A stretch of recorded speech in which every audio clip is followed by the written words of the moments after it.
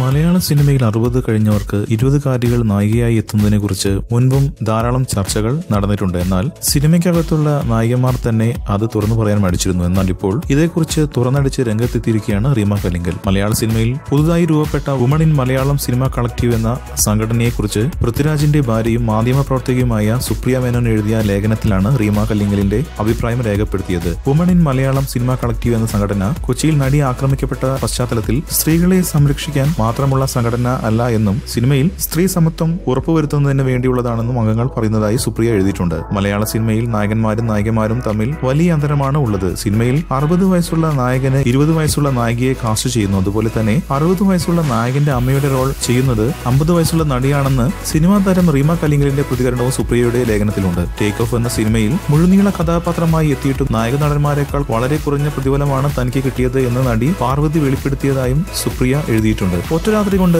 വലിയ മാറ്റങ്ങൾ സംഭവിക്കും എന്നൊന്നും പ്രതീക്ഷിക്കുന്നില്ല. പക്ഷേ ഇതൊരു പോസിറ്റീവായ തുടക്കമായിരിക്കുമെന്ന് മഞ്ജു വാര്യർ പറയുന്നു. സ്ത്രീകൾക്ക് അർഹിക്കുന്ന സുരക്ഷയും ബഹുമാനവും നൽകണം എന്നാണ് വുമൺ ഇൻ മലയാളം സിനിമ കളക്ടീവിന്റെ ആവശ്യം.